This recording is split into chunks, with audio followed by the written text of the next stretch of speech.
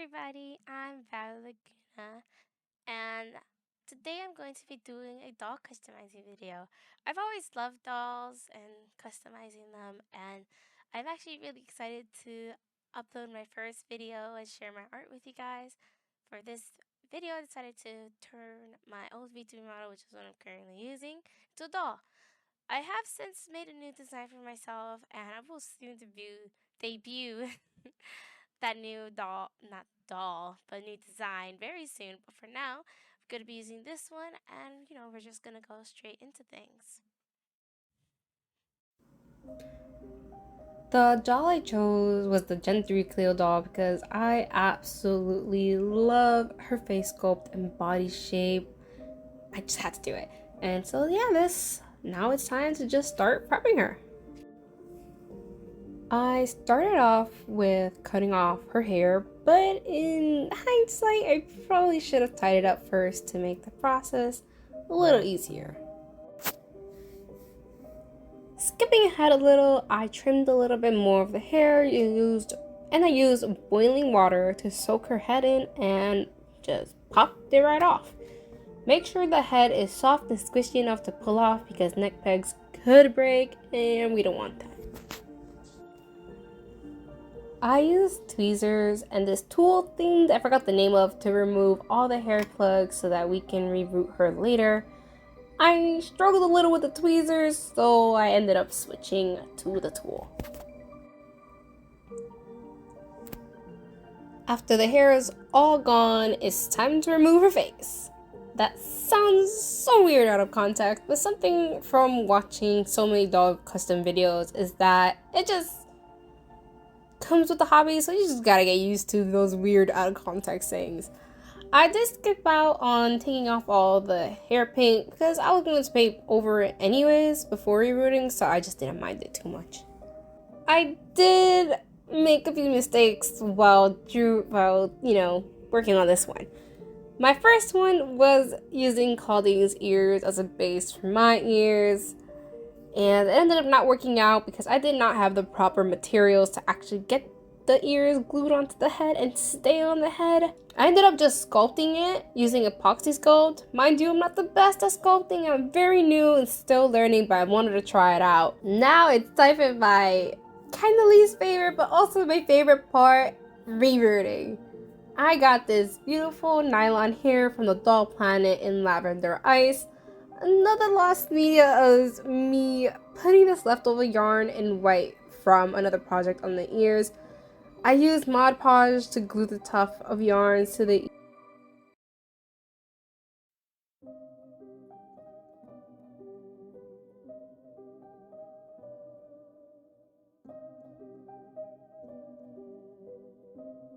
was working on this, and I realized very quickly as I was doing the part that I might have messed it up here.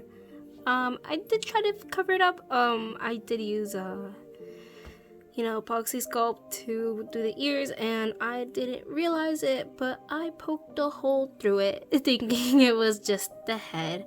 So I had to try to fix it. Currently, it's cut a little bit of the yarn I used for the ears and try to put some Mod Podge on it, put glue on it, all the good stuff, and then I put that over it. Hopefully, it covers it up because I am a big dumb and I did not think this through.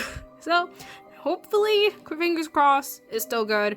I get the feeling I messed up a lot of things, but this is my first time trying this, so not too mad about it. Years, and once I straightened them out, I started on rerouting. I took a little at a time, and as I rerouted, I kept in mind my part and hairstyle, which is 2 twin braids. After I finished rerouting the hair, I had a little bit of a screw up, but that's okay.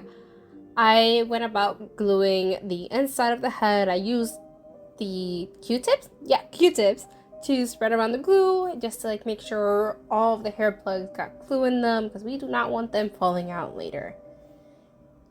I've had it for a while. So, funny, I've had this glue for a while, so the text is kind of coming out of it. Whoops.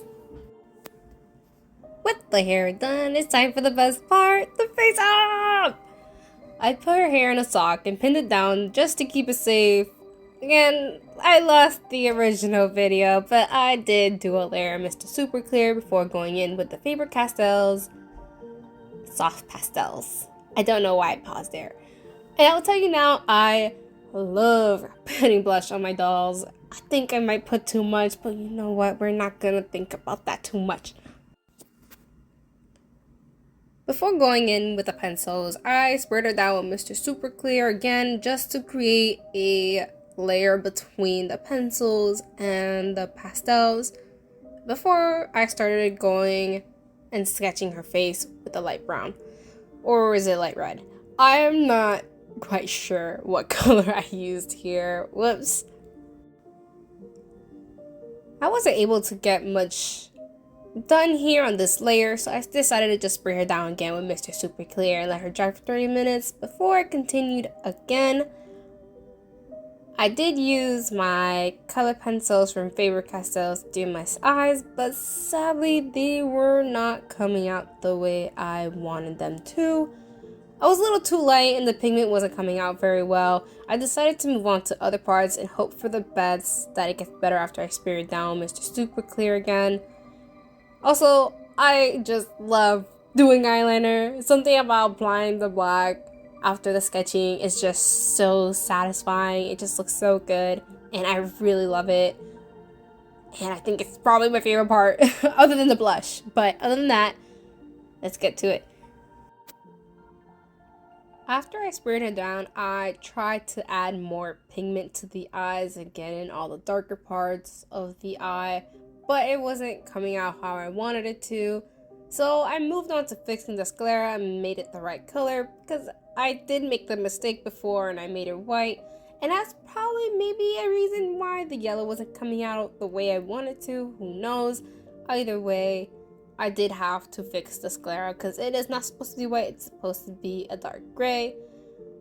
And in the end, I ended up just painting her eyes anyways because I didn't know what else to do with it. And honestly, I love how they came out in the end. It was a bit tedious because it was such a small scale. I'm not very used to painting at such a small scale because I love big canvases. But I believe it wouldn't have had the same outcome if I had just used the watercolor pencils. And now with the face done, we can move on to painting the shoes. I used a rainbow high shoe because I researched and everyone said rainbow high shoe would fit G3 dolls, but I later found out that it actually doesn't. I figured maybe the boots fit, but not these shoes. I guess I would just have to be careful when I pose her because I don't really have any other options here. And I don't really know how to make shoes. Maybe in the future I will revisit this doll, but for now she's just gonna have to be wobbly on her feet. And honestly, that matches me as well. I'm pretty wobbly on my feet. I painted the top black and then I started making a goldish color for the bottom of the shoes. After I finished painting it, I sealed it with this. Facelets, I admit, are my strong suit, but I will admit that I'm no seamstress. I have no clue how to make clothes, so I ended up having commissioned this outfit from Deluxe Designs, and they did such an amazing job with it. I was afraid it would be too hard to translate, but it came out so beautifully. It's so cute. I screamed a little when I first saw it, and at this point of the video, I had finished all parts of the doll. Sadly, I lost all the footage of the tail me and my mom made, and it came out so good too. We used one of the Lightful's methods of making it, so if you want to go see how it's made, you could go watch her videos. She really inspired me into getting into this hobby in the first place, so please go give them a watch. I put the outfit on first so I can know exactly where to put the tail so they don't interfere with each other too much, and then used an X-Acto knife to carve out a hole in her back for the wire of the tail to go in. Again, it sounds so weird out of context, but it makes sense here, I swear.